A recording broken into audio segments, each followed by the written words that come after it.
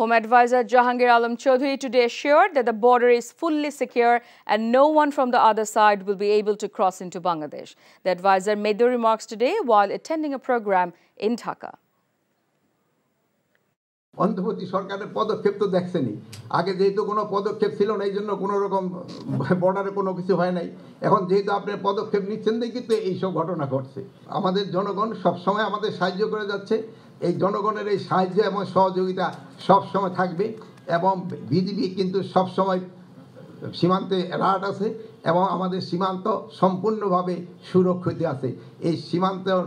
এই সাইডে কেউ কোনো দিনই আসতে পারবে না আমরা যতদিন বেঁচে থাকি আমাদের রক্ত ঝরবে কিন্তু সীমান্ত সুরক্ষা থাকবে